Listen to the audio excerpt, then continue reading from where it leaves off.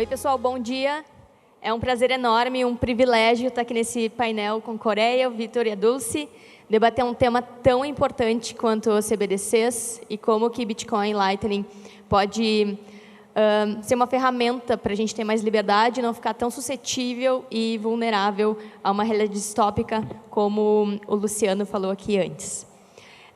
Eu vi que ele fez várias perguntas, mas eu queria fazer uma também para vocês. Ele perguntou quem aqui já tinha ouvido falar de CBDC, sabia o que era, e quem aqui, levanta a mão, já ouviu falar de DREX? Boa. Então, assim, eu consigo ter uma noção, mais ou menos, do quanto vocês estão conscientes aí desse anúncio do Banco Central Brasileiro de lançar essa CBDC aqui no Brasil. Eu queria fazer a primeira pergunta para o Vitor, e para ele dar um chão assim, para a gente entender o que é uma CBDC, Vitor, qual que é o objetivo do Banco Central Brasileiro fazer uma CBDC e qual a diferença para o PIX? Porque a gente já tem um sistema de pagamentos que é digital, as pessoas já usam, e por que criar uma CBDC se a gente já tem o PIX? Bom dia, pessoal. Eu fiquei muito feliz com o convite aqui de participar novamente da SatisConf. Fico feliz de ver como está cheio aqui num sábado de manhã, todo mundo interessado nesses assuntos. Bom, sobre CBDC, não tem um consenso muito bem definido da definição de CBDC. Cada país trata de uma forma diferente. O que todas têm em comum é que é uma moeda emitida pelo Banco Central, né? Uma moeda digital emitida pelo Banco Central. Então, é como se fosse uma analogia ao dinheiro de papel, né? Que é um dinheiro que é emitido pelo Banco Central, não por um banco de varejo. E o CBDC, então, é como se fosse para digitalizar essa forma de dinheiro.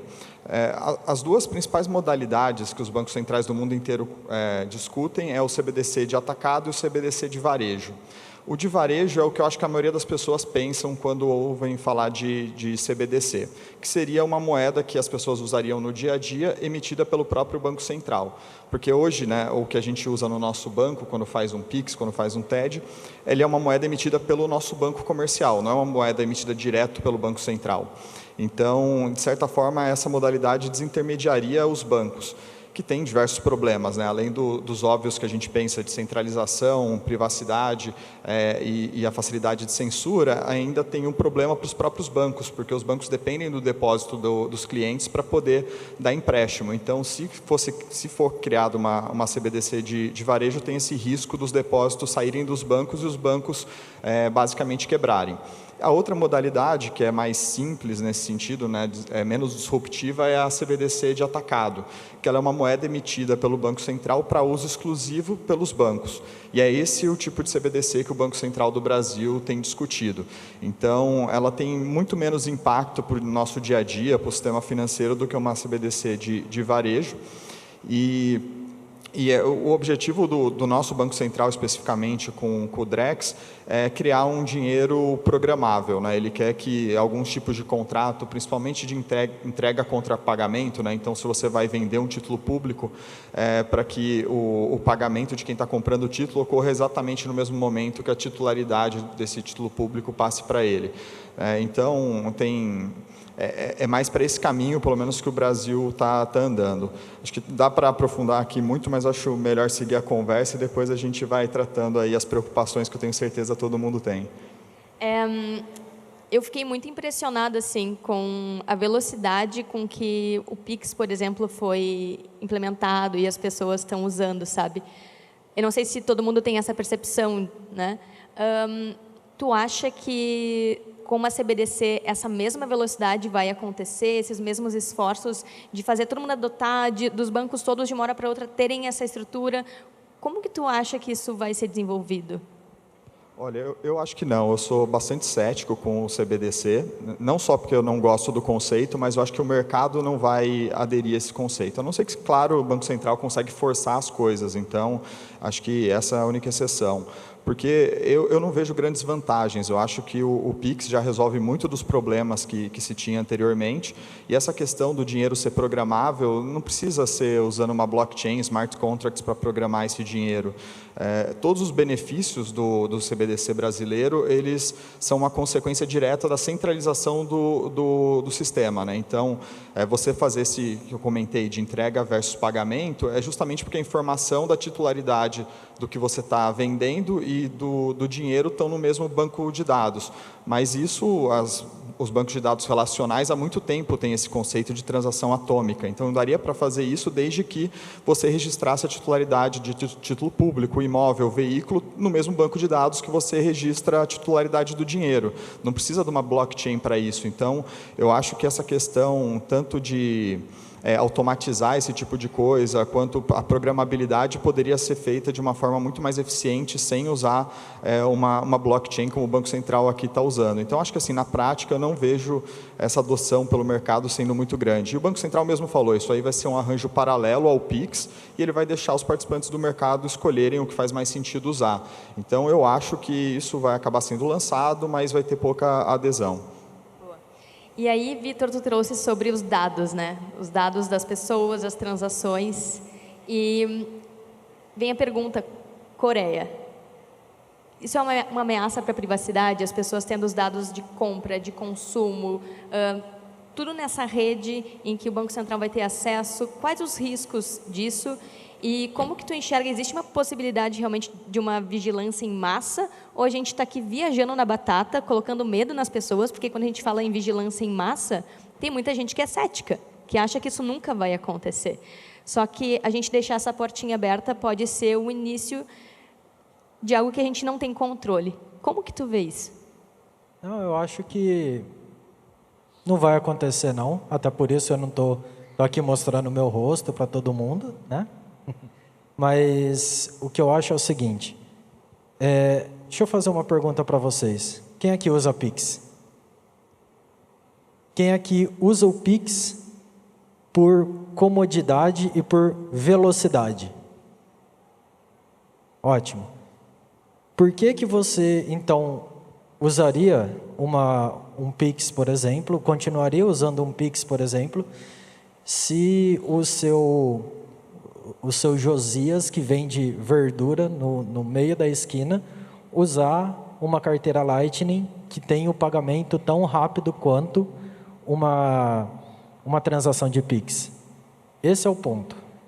A Lightning, ela vem no sentido de, tipo, qual que é a dor que o Pix resolve? O Pix, ele resolve o problema de transações rápidas, instantâneas e que, assim, cai no bolso da outra pessoa e que ela consegue simplesmente ver na hora que a transação foi concluída. Na Lightning, você consegue fazer do mesmo jeito. E antes que alguém pergunte, não, mas olha só, o seu Josias, que eu compro verdura, ele nunca vai usar a Lightning, porque ele não entende a Lightning. Eu pergunto para vocês aqui, quem entende todos os meandros de como funciona o dinheiro? Alguém sabe explicar? Difícil. A gente entende os conceitos principais, mas todo o contexto é muito difícil a gente entender. Na Lightning é a mesma coisa. A pessoa não precisa entender, compreender tudo o que acontece. Lógico, seria um mundo ideal se todo mundo compreendesse, mas isso não é uma necessidade para a pessoa usar. Para a pessoa usar, ela basicamente precisa baixar o aplicativo no celular dela e pronto, ela não precisa enviar nada, não precisa abrir conta de nada, absolutamente nada. Com o Pix, a gente já sabe que ele tira o middleman ali dos bancos. Então, o Banco Central ele já sabe todas as transações que você está fazendo, sem a necessidade de ele pedir pedir para tirar a privacidade de você das suas contas, e ele já tem essa informação. Com as CBDCs vai ficar ainda pior. A gente vai ter um problema muito maior de perda de privacidade, que a gente hoje já tem pouca. Então, mais para frente, com a implementação de CBDC, se a gente não fizer um esforço para manter nossa privacidade, a gente vai ficar exposto a tudo. E é o que eu sempre falo para as pessoas, privacidade, né, ela é igual virgindade. Você só perde uma vez e não tem volta. a não ser que você faça muito esforço e tudo mais, mas não é o caso. Você, uma vez perdeu a virgindade, você não volta atrás. Uma vez que seus dados foram expostos, não tem o que fazer. Aquela pessoa que tem aqueles dados seus, você nunca vai conseguir fazer com que ela não tenha mais essa informação.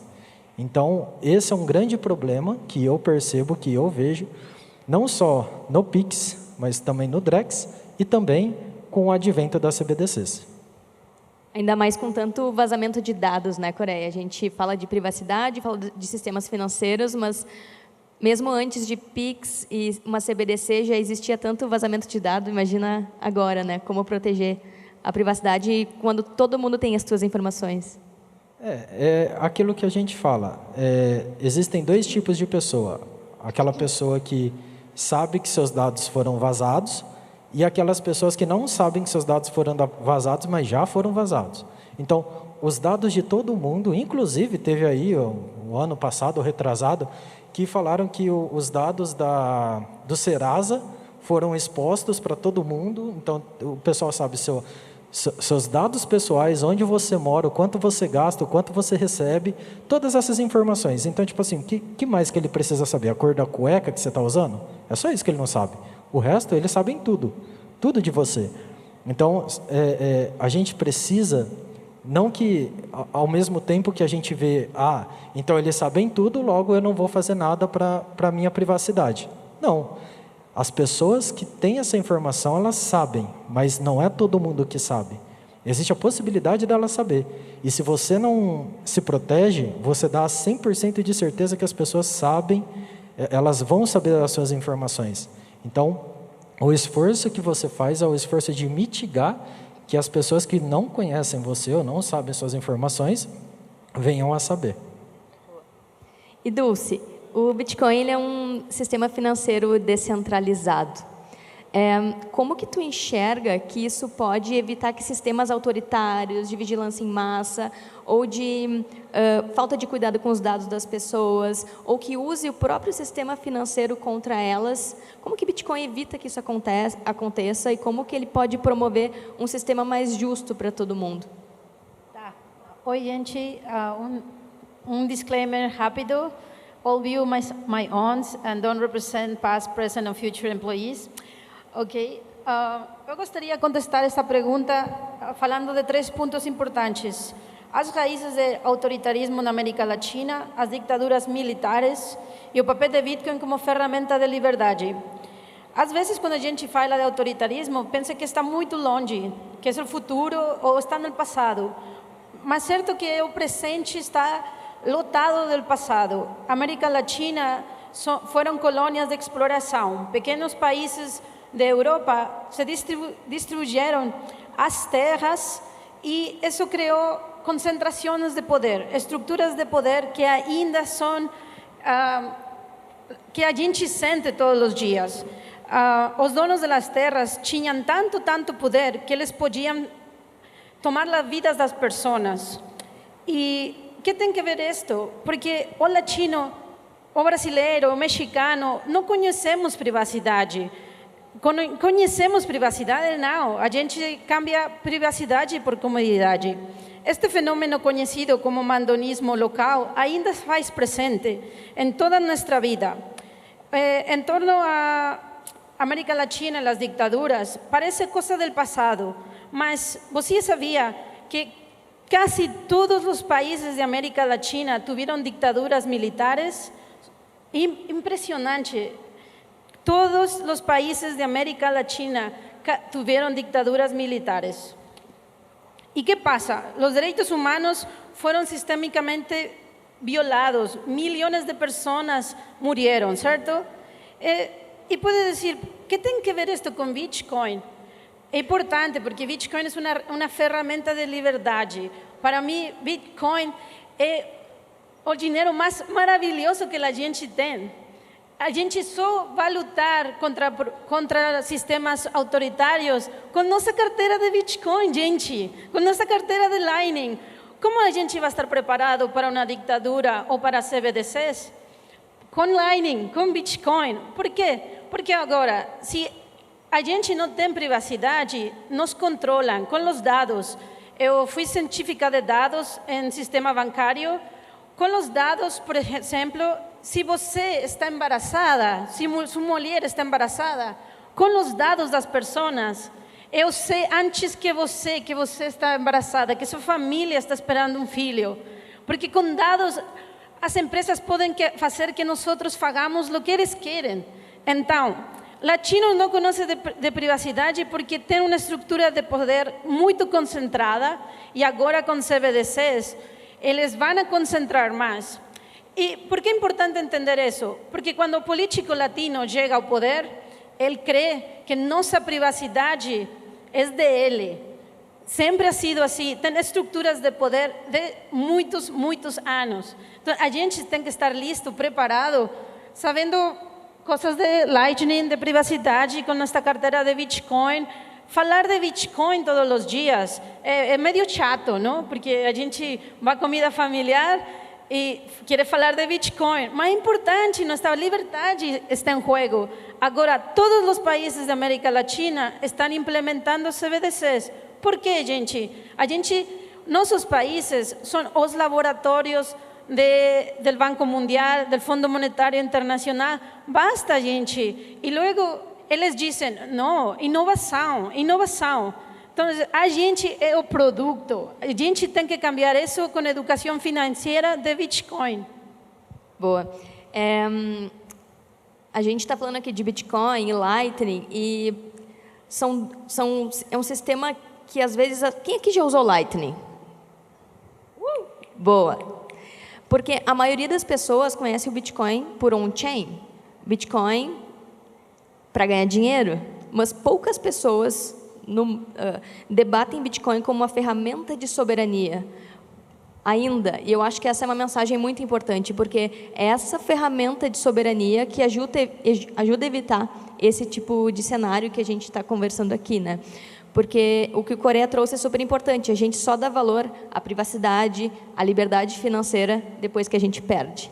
E também faz sentido com o que o Luciano falou no início, né? Quantas pessoas perderam a sua liberdade financeira quando o Collor confiscou a poupança lá nos anos 90. Então, acho que a mensagem inicial seria essa. A gente não precisa esperar perder a liberdade financeira para começar a agir, para começar a educar as pessoas que estão ao nosso redor, para ensinar como usar. E colocar aquela pulguinha atrás do Bitcoin, não só como uma ferramenta de valorização, de crescimento financeiro, mas também de soberania, para não permitir que esse tipo de cenário se instale, porque a Dulce trouxe isso muito bem, vem com uma mensagem super bonita de inovação, de programabilidade, de tecnologia, de facilidade e conveniência. Eu acho que é justamente quando a gente entra pela conveniência, às vezes a gente perde muito da nossa segurança e liberdade, né? E aí, eu vejo a camada 1 do Bitcoin, camada on-chain, como uma ferramenta de liberdade financeira e soberania, pensando no longo prazo, nas famílias, como armazenar valor. Mas eu enxergo a rede Lightning como uma ferramenta do dia a dia, para que cada pessoa tenha liberdade para fazer pagamentos e transacionar P2P. Como que vocês enxergam que a rede Lightning pode amplificar essas propriedades do Bitcoin como uma ferramenta de soberania, para que as pessoas negociem entre si? Vocês acham que a rede Lightning tem esse poder de competir com uma CBDC? Vocês acham que vai competir? Como que vocês enxergam isso? Agora eu deixo aberto para quem quiser falar. Bom, eu acho que sim. E, assim, muita gente discute a escalabilidade da rede Lightning, né? Se cada pessoa do mundo fosse querer abrir um único canal, já demoraria diversos anos para ter canal para todo mundo. Mas eu acho que é uma preocupação relevante, a gente tem que buscar formas de melhorar isso, mas eu acho que o sucesso da Lightning não depende disso. Eu acho que só o fato dela permitir um sistema parecido com o que existia antigamente de free banking, né, de várias pessoas poderem criar suas wallets, mesmo que custodial ou semi-custodial, como algumas outras soluções estão já viabilizando, e o mercado poder escolher e ter um sistema de reputação e você poder deixar uma parte do dinheiro com uma, outra com outra, até porque a Lightning não é para você guardar seu patrimônio, é para guardar o dinheiro do dia a dia. Então, acho que mesmo que não escale tanto, mesmo que tenha alguns problemas que agora o pessoal já está apontando com o protocolo, eu acho que ainda pode ser já bom o suficiente para resolver esse problema e deixar acessível para todo mundo, porque a Lightning, ela tem algumas complexidades para o usuário final, a questão de gestão de liquidez, abertura de canal e tudo mais, mas eu acho que quem tem interesse, quem tem tempo para olhar isso, eu acho super bacana, eu rodo o meu Node, mas eu acho que mesmo para quem não quer se aprofundar tanto e quer usar uma solução de terceiro, que tem algum grau de confiança, eu acho que já muda completamente o jogo, porque você já tem uma descentralização, não é no nível do indivíduo, mas é no nível de empresas, de iniciativa privada. Então, acho que com certeza a Lightning é uma solução, assim como outras, né, de cash, tem várias outras coisas legais acontecendo, e o bacana é isso, que essas soluções vão concorrer entre si, e a que atender melhor o cliente vai ser a que vai ganhar mais escala. Quem aqui comprou o ingresso com Lightning? Quem aqui comprou alguma coisa aqui com Lightning? Tá. Eu pergunto para vocês, vocês tiveram alguma dúvida? Foi complicado para vocês? Vocês tiveram que criar seu próprio Node? Vocês tiveram que criar seu próprio canal? Vocês sabem como é que funciona todo o HTLC da Lightning? Exatamente. Ninguém precisa saber todos os meandros da Lightning para usar a Lightning. Uma coisa é você saber, uma coisa é você entender, que eu acredito ser uma obrigação de todo mundo, mas não é uma necessidade. Obrigação e necessidade são duas coisas diferentes. A gente tem a obrigação da gente fazer as coisas, mas não necessariamente a gente consegue fazer devido à correria do tempo, tá? E uma outra coisa, quando você está usando a Lightning, todos os pontos positivos das CBDCs, do Pix, do Drex, você tem na Lightning. A única coisa que você não tem é o poder de rede que o Pix tem. É só isso. Então, quando você percebe que alguém chega para você e fala assim, não, olha só, o Bitcoin ele é muito bom, mas tem as outras shitcoins aqui, esses outros sabores de shitcoins aqui, que você pode ter, que tem certeza que vai para frente. Não vai, cara, porque o poder do Bitcoin, o poder da quantidade de gente que usa é muito alto. A gente pode ver isso com o Pix. A gente não consegue usar fazer todo mundo usar a Lightning por conta do poder da rede do dinheiro, que é forçado. Agora, mesmo que seja forçado, como foi na 93, mesmo quando o dinheiro era forçado, o real era forçado para todo mundo, ninguém aceitava real. A gente usava uma base que era em dólar, né? Eu acabei de denunciar minha idade aqui, mas tudo bem. Você usava o dólar, mesmo, né, uma indexação, que fosse uma indexação, mas você usava o dólar. As pessoas usavam uma moeda que não, tipo assim, que era forçada, mas usavam com relação a outra. Vai acontecer a mesma coisa. Querendo ou não, cedo ou tarde, toda moeda ela colapsa. Ela tende a se colapsar. Quando a gente tiver, como a gente tem a Lightning, como a gente tem o Bitcoin, é questão de tempo. Não é questão se, é questão de quando. Porque nós temos todo o processo, todas as coisas positivas do Pix, do Drex, das CBDCs, mas a gente não tem nenhum drawback com isso, a gente não tem as desvantagens. A única desvantagem é o poder da rede, que ela está migrando conforme vai passando o tempo, conforme a inflação vai corroendo o poder de compra da população, ela vai migrando dessa moeda para o Bitcoin. Então, é uma questão de tempo que a gente pode ver. Agora, com relação à privacidade é algo ativo. Ele sempre foi algo ativo. O padrão nosso é não ter privacidade. Quando você conversa com uma outra pessoa, a não ser que você seja tipo eu, você se mostra para outra pessoa. Você fala da sua vida para outra pessoa. Então, o padrão é você se expor. E a gente tem que aprender que privacidade é uma questão ativa. A gente não pode querer algo que já venha por default, ter privacidade. A gente tem que buscar isso. Coreia, eu tenho uma dúvida. Você, por meu sotaque, sabe que eu não sou brasileira, correto? Então, não só privacidade, também acessibilidade. Por quê? Quem controla o Bitcoin? Quem controla o Bitcoin? Quem controla as CBDCs? O Banco Central. A gente falou das estruturas de poder em Latinoamérica e Brasil, correto? Em México, corrupção, centralização. Mas a nível mundial, também, essas estruturas de poder se vão a passar a nível mundial e agora temos que fazer CBDCs por países. Com Bitcoin, eu posso pagar em Bitcoin em qualquer país, deixa a privacidade. Hoje, eu tive um dia na Vivo tentando comprar um SIM card. Eu não pude comprar algo sem um Pix. Então, se você não tem Pix, você sofre, não é acessível. Ou seja, privacidade é importante, mas acessibilidade aberto, público para todo mundo, é importante também. O Bitcoin é transparente, é muito transparente, todo mundo pode usar. Ninguém controla Bitcoin. É algo muito importante que está passando com as CBDCs é Putin em Rússia, ele usa Bitcoin, certo? Ele compra, mas ele proíbe. Mas algo interessante que passa em Rússia é os ativistas políticos, os defensores de direitos humanos também usam Bitcoin. Porque ninguém te pode dizer, não use Bitcoin. Diz, bom, sim, tá bom, eu posso usar Bitcoin, eu não preciso de Pix. Agora, se você é estrangeiro, eu poderia gastar mais dinheiro em Brasil com Bitcoin que com Pix.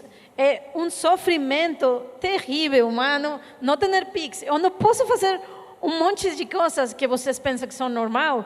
O estrangeiro não pode gastar seu dinheiro. Em cambio, aqui em SatsConf, eu posso usar minha carteira de Lightning. E é privado. Então, eu penso que tem muitas vantagens. O Bitcoin e o Lightning, que a gente às vezes não vê, porque a gente só vive nossa burbuja. Mas imagine inversionistas que precisam mandar dinheiro aos Estados Unidos ou receber dinheiro, eles poderiam usar Bitcoin. Totalmente, Dulce. O que você falou me lembrou uma história que eu vi lá agora em Atlanta, de uma ativista de direitos humanos, quando estourou a guerra da Ucrânia, e fecharam todo o sistema bancário lá. A única forma que ela conseguiu comprar coletes à prova de balas, capacetes, insumos para proteger as pessoas foi através de Bitcoin, porque as contas bancárias estavam fechadas de todo mundo. Congeladas. Então, ninguém tinha acesso ao próprio dinheiro. E, de novo, essa é uma situação extrema, mas a gente não precisa esperar essa situação extrema. Ontem, por exemplo, eu fui fazer uma compra e a primeira informação que me pedem é o CPF. Então, assim, não só em relação ao dinheiro, mas em relação aos nossos dados, a identificação, a como ter acesso às coisas sem fornecer dados, né? E aí a gente está debatendo dois sistemas diferentes, eu considero até opostos na sua filosofia, que é as CBDCs, dinheiro fiat, e o Bitcoin, on-chain, Lightning, tudo que vai ser construído em cima dele. E eu queria que vocês me trouxessem assim, alguma perspectiva de cenário. Eles podem ter interoperabilidade, as pessoas vão conseguir transitar de um sistema para outro num modelo como existe hoje no Brasil, que a gente consegue comprar Bitcoin, exchange, P2P e tudo mais, ou como é que vocês acham que seria uma interoperabilidade num cenário extremo de fato? Então, não sei se eu fui clara, qualquer coisa me perguntem. Como que vocês veem isso? Eu acho que é bom a gente se adiantar enquanto ainda tem essa interoperabilidade, né? Acho que o Renato fala que quem não comprar Bitcoin sorrindo vai comprar chorando. Eu acho que essa vai ser a tendência de longo prazo. Se a gente for olhar o nível de endividamento dos países, está num nível insustentável, né? Não só Brasil, países emergentes, mas até Estados Unidos. E a única saída que eu pessoalmente vejo para isso é algumas décadas de juros real negativo controlado por bancos centrais. Só que quando isso começa a ser feito, as pessoas tentam sair desse sistema, comprar outros ativos. E aí a única alternativa que os estados vão ter é fazer repressão financeira, que é criar mecanismos para desincentivar você a não colocar seu dinheiro em título público. E tem vários tipos, tem você tributar a saída de dinheiro do país, como a gente até já tem aqui o IOF, se a pessoa vai começar a comprar imóvel para tentar proteger o dinheiro, tem IPTU, tem como você tributar isso. Então, acho que a gente vai entrar aí numa próxima década que vai ter muita repressão financeira, vão tentar fechar todas as portas de saída para forçar as pessoas a financiarem essa dívida pública, e o Bitcoin vai ser um dos alvos disso. Então, eu acredito que nos próximos anos vão criar empecilhos para isso. Mas eu sou otimista, eu acho que quando isso começar a acontecer, o Bitcoin já está num nível que eu considero bastante avançado, mas vai estar mais ainda, e acho que é quando realmente vai ter esse descolamento dos dois sistemas. E eu acho que quem esperar para mudar lá vai ser muito mais complicado do que quem tem a oportunidade de fazer isso hoje. A própria Lagarde, a diretora do Banco Central Europeu, falou que se houver alguma saída, essa saída será usada. Então é isso, ela já sabe o que vai acontecer, basicamente isso que tu falou, né? Além do mais, eu penso que é importante falar estes temas e também dizer que se a gente não usa as CBDCs, vai ser um fracasso. Se ninguém usa, por exemplo, em China, eles estão dando as carteiras de CBDCs, de yuan, e ninguém está usando. Eles só usam quando eles dão dinheiro, mas nada mais, porque eles já têm sistemas sociais de crédito, vigilância massiva. Então, penso que às vezes uno pensa, mas o que eu vou fazer para parar o Pix? O que eu vou fazer eu para parar o Drex? A gente tem poder de dizer, eu não vou usar. Ou talvez sim, ou também se eu sou um pequeno comércio, eu posso aceitar Bitcoin. Nesta conferência tem muitas pessoas que podem aceitar Bitcoin ou talvez stablecoins. E você pode fazer um câmbio pequeno. Ou você pode ter cuidado com sua privacidade, e pouco a pouco vai e pergunta à Coreia, Coreia, o que posso fazer eu? 3 coisas básicas, eu seguro que ele vai dizer. Então, eu penso que às vezes parece todo muito negativo, certo? Assim, autoritarismo, vigilância, mas a gente tem poder de cambiar as coisas. Por isso é que a gente está aqui um fim de semana, ponte largo, e a gente está aqui aprendendo Bitcoin porque tem esperança, porque Bitcoin é o dinheiro da esperança. Então, gente, sim podemos cambiar as coisas.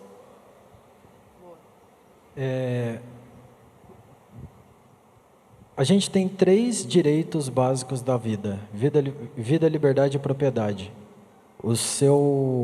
Quando você está numa situação de guerra, você perde sua propriedade. E mais ainda, os seus dados são sua propriedade. O seu conhecimento, quem você é sua propriedade. Quando você percebe que o Estado ele está decaindo por conta de um autoritarismo, você perde, a primeira coisa que você perde é a sua liberdade e sua propriedade. Quando a gente tá chegando num momento onde estão tentando colher, né, a nossa propriedade de todo jeito. Taxad está aí para provar isso, né? Ele já era, brusinha da Shen agora já era. Vai ter que pagar lá 60% ou agora 28%. Eles vão tentar pegar esse dinheiro, o seu dinheiro de tudo quanto é jeito. Só que tem um único jeito que eles não conseguem, que é com o Bitcoin. O Bitcoin, eles não conseguem, eles conseguem te taxar na transferência de real para Bitcoin. Isso, se e somente se você usar uma solução que é, vamos dizer assim, dentro da regulamentação dele. Agora, se eu trocar meus bitcoins por real, por Drex, por qualquer coisa que seja, e eu não pedir seus dados, e você também não me pediu os meus, e a gente fazer essa troca, porque eu preciso, para pagar alguma coisa, você precisa dos bitcoins, acabou. A única coisa que eu percebo é que no médio prazo, não vou falar nem longo, no médio prazo, a tendência é essa. A tendência é que corretora, exchange, essas coisas não vão existir mais. A gente vai ter só gateways de transferência, como a StackFi, a BIPA, essas instituições, e o P2P. E ainda falo mais, depois vai vir a proibição do Bitcoin. Aí, só quem faz P2P. Aí o cara vai ser assim, vai ser todo mundo fora da lei. Não estou dizendo que a gente vai ser bandido, não é isso. A gente vai ser fora da lei. A gente não está fazendo as coisas que a lei demanda. Mas isso não quer dizer que seja errado, entendeu? Eu acredito que no longo prazo a gente vai ter isso aí. Que todo mundo que tem Bitcoin, todo mundo aqui, vai ser todo mundo fora da lei, porque vai ser proibido, né? E eu tenho a leve impressão de que se o governo falar que se você tem Bitcoin, você vai ter que trocar ele, eu acho que muita gente aqui não vai fazer isso. Assim espero, pelo menos. Coreia, isso é muito interessante, porque isso abre uma outra discussão, que é, e quando as leis são abusadas e são extrapoladas contra as pessoas, né? Aí você se torna fora da lei, mas são cenários como esse que as próprias leis são usadas contra as pessoas, e elas são empurradas no limite do que está ali escrito e como que eles podem usar as leis a favor deles para tirar liberdades, né? Eles sempre vão colocar mais 1 centímetro em você até você permitir. Sempre vai ser assim. A lei, eles sempre vão colher mais um pouquinho, vão enfiar mais um pouquinho ali porque você está deixando. O importante é isso, a gente não deixar. Boa. E a gente está falando muito aqui sobre usar dentro do Brasil e nas nossas negociações aqui. Mas tem um dado que é 90% dos países estão instalando suas CBDCs, então o mundo inteiro vai usar CBDCs. O próprio Bank of International Settlements falou isso, que eles querem ter poder absoluto nesses sistemas de transação e pagamento.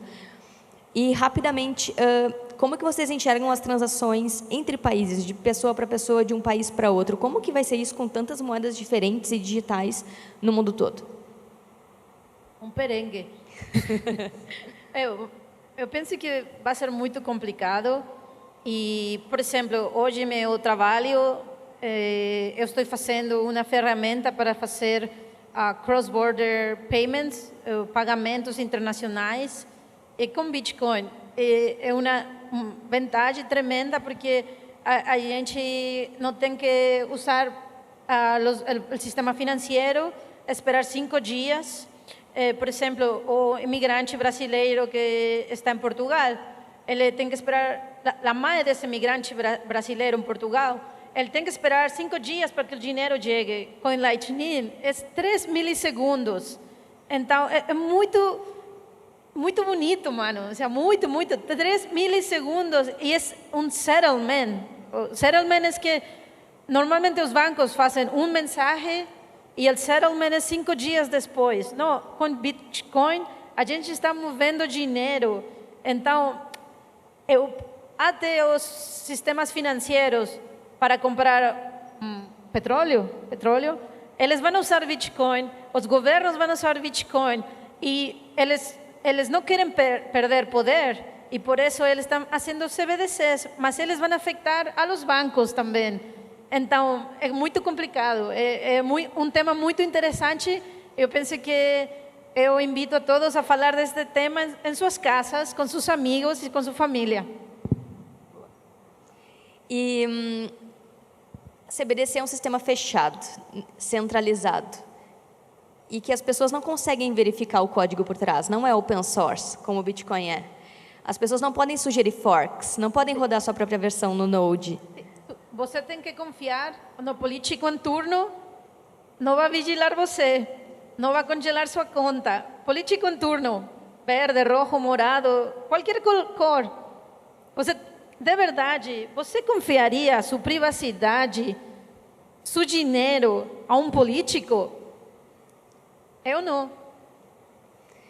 Bom, pessoal, o nosso tempo esgotou aqui. Eu quero agradecer muito, muito, muito a participação do Vitor, da Dulce e do Coreia. Esse é um assunto que poderia durar a tarde inteira. Então, se vocês quiserem continuar debatendo isso no deck, aqui durante a conferência, eu estou à disposição. E muito obrigada por virem para a SatisConf. Espero que vocês aproveitem. Obrigado e aproveitem o restante da conferência.